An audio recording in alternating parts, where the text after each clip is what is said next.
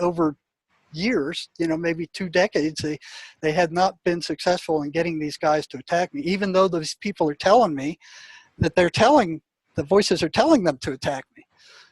Not one of them did it. So then comes this guy I was working with for some 6 months. This guy was really intriguing because he would tell me everything he would say, and he would also tell me their reaction to what I would say. So it's like, okay, what do they think about that? So here they are telling him, what was it? It first came the dangerous, you know what you're doing is dangerous. And then they come in and he was saying, they were saying all kinds of bad things about me. And then one day he comes in and he goes, the voices want to talk to you. And that had never happened before. Everything before that for 20 years or so was the patient would tell me what the voices were saying, and I would tell him to go screw off or whatever I was saying. So it was the patient was always the mediator. He was the one in between. They had never come out and talked to me personally. So I'm, even up to that point, where he's telling me, hey, they're dangerous, you better watch what you're doing here. I'm still thinking, this is some figment of their subconscious. I mean, looking back at it, I must have been retarded. I just didn't want to see it. I did not want to see it. I didn't want to believe that I was dealing with demons, that these things were separate entities, or that this world actually existed. I'm still thinking this is some crazy thing in their mind. I knew it wasn't a chemical imbalance because that had been disproved long ago. And psychiatrists, I watched them. They didn't give one single test ever to measure anything. They're saying, oh, this is a chemical imbalance. Well, what lab tests are you giving to find out what is imbalanced? There's 23 or some different neurotransmitters in the brain, and they're giving no test to measure whatever they're supposed to be imbalanced. They don't even know what the balance of these neurotransmitters should be. They're saying, because the drug companies are telling them this is an imbalance, and they believe it. And these drug company representatives would constantly be flooding the place, giving these big lunches and lectures, and this is a chemical man, and this works, and that. So they're listening to the damn drug companies, and the drug companies are filling them with all this garbage. So here comes one day, he shows up at my office door in the prison without an appointment. Knocks on the door and he goes, the voices want to talk to you. And I'm like, they want to talk to me personally? He goes, yeah, they want to talk to you personally. They want to talk to you. So he comes in and he sits down, and I'm kind of like, what's going on here? And I look at him and he's looking at me, and I said, well, what do they have to say? And these words came out of his mouth. His tone changed slightly. He looked me in the eye and he goes, you have no right to interfere with our way of life. And I'm like, whoa. It's like my head just went bam, And then he comes in, he goes, that wasn't me speaking, that was them. And the plural, our way of life. I mean, this was one page. This was one inmate just sitting before me. And I'm like, I went into shock. I knew at that moment that my denial system just collapsed. It just completely collapsed. And I'm going, what am I dealing with here? So he's told me that what I was doing was dangerous. They come out and tell me they don't much appreciate it, and it was kind of like an ominous thing, like back off.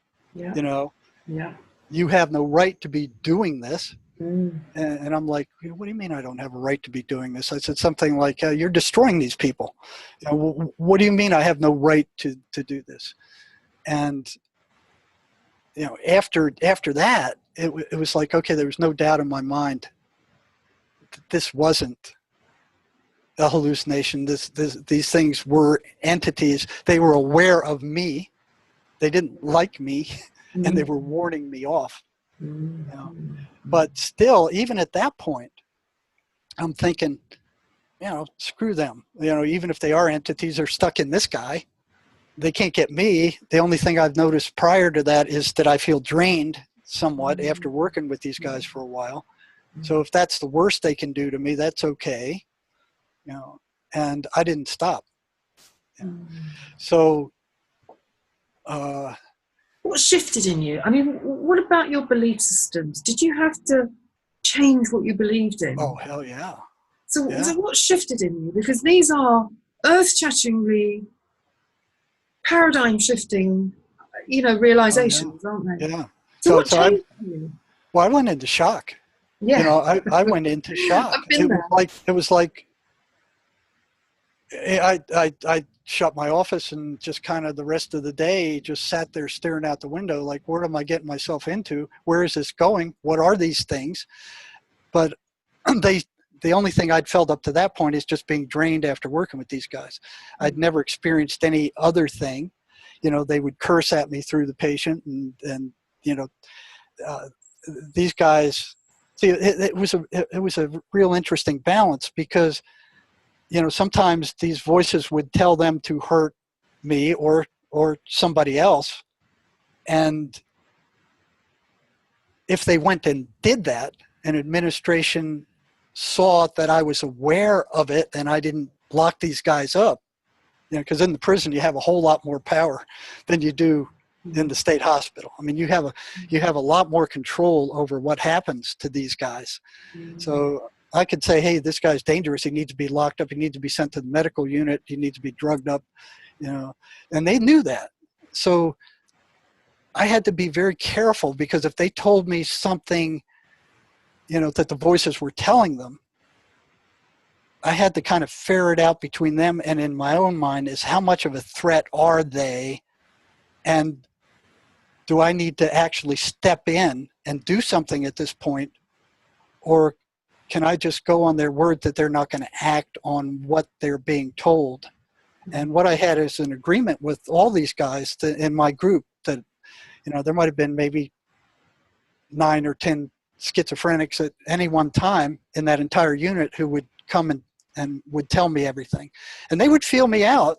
You know, they would see if I can be trusted, and it was like walking on the razor's edge sometime, you know, because it's like, okay, how far can you let them go and trust them not to hurt or kill somebody or myself before I had to take action? And sometimes they would test me and they'd say, well, the voices are telling me this. And I'd say, well, can you keep that under control, or do you need help? And I had a special arrangement with them that, you know, this small group, if something happened where they felt they were losing it, they could come and tap on my window in my office, and I would get them in that same day if I possibly could. You know, so I was watching after them.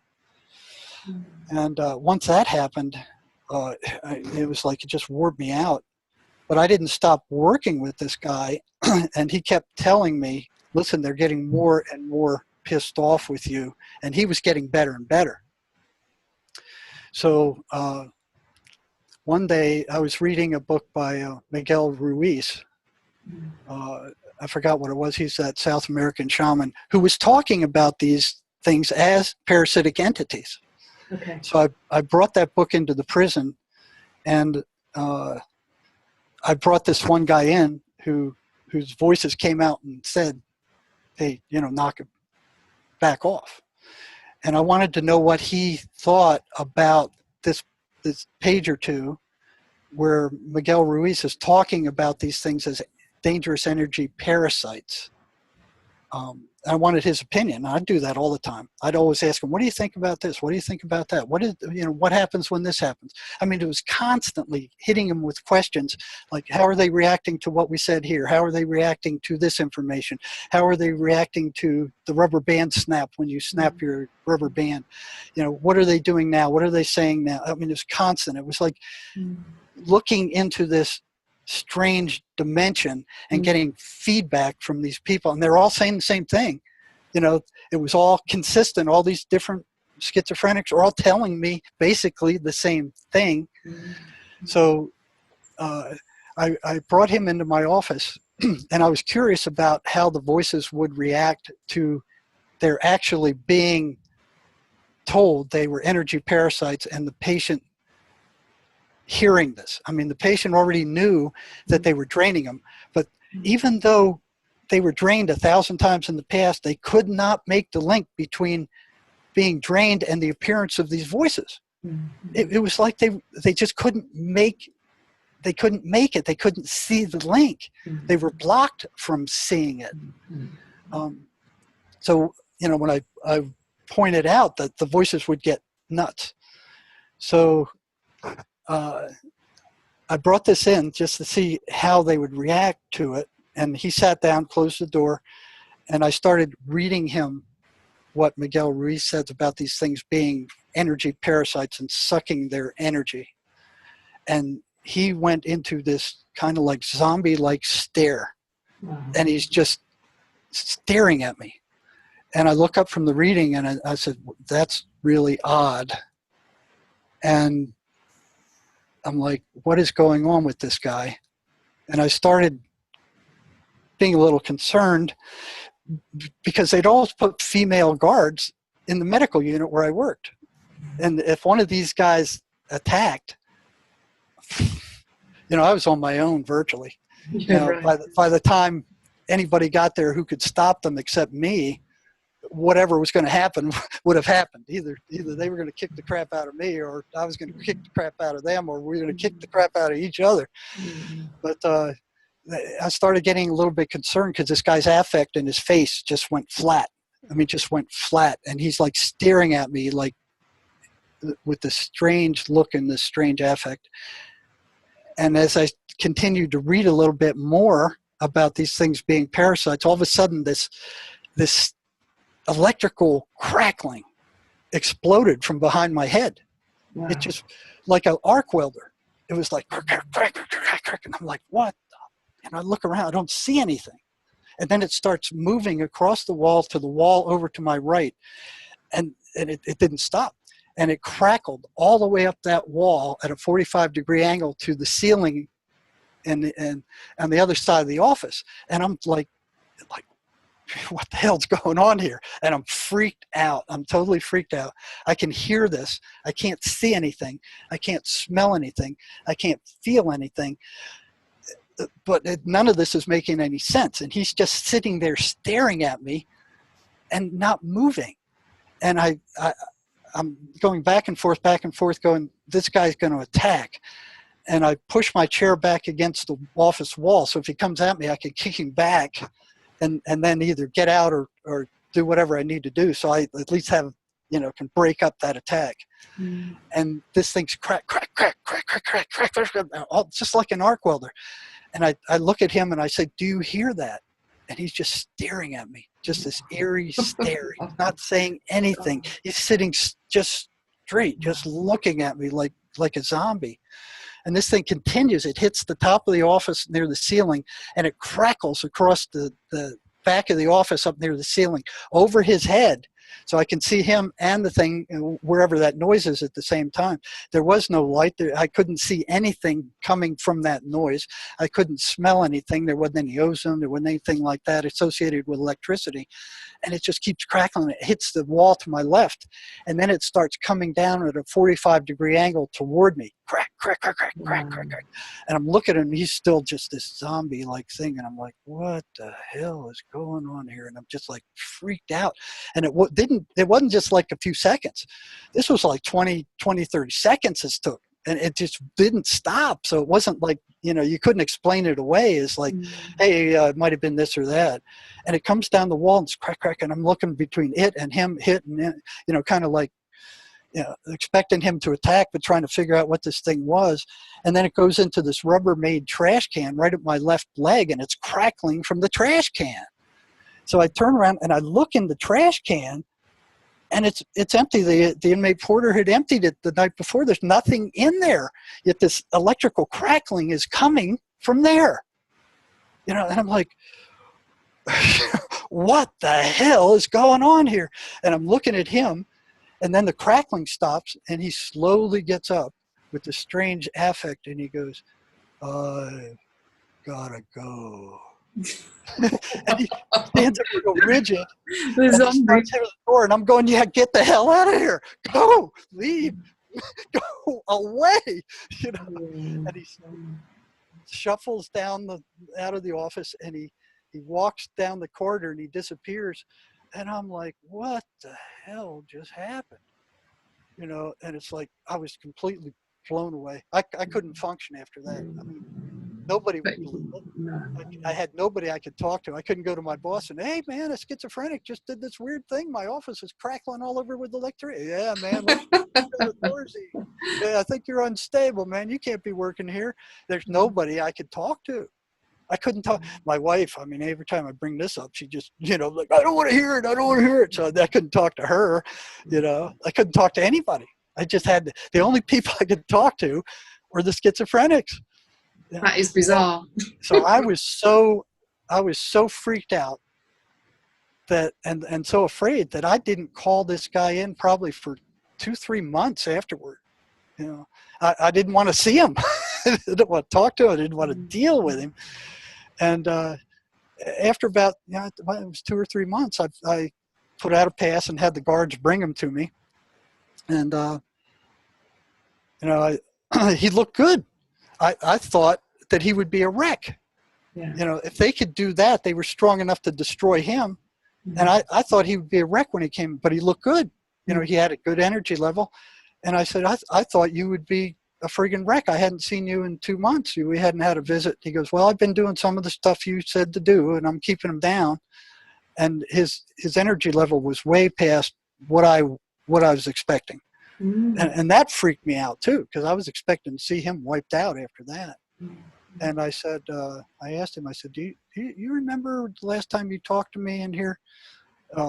Did you hear that crackling sound in the office? And he goes, "Yeah, I heard it." And he said, "But I was surprised you did." So he was surprised that I heard it. Yeah.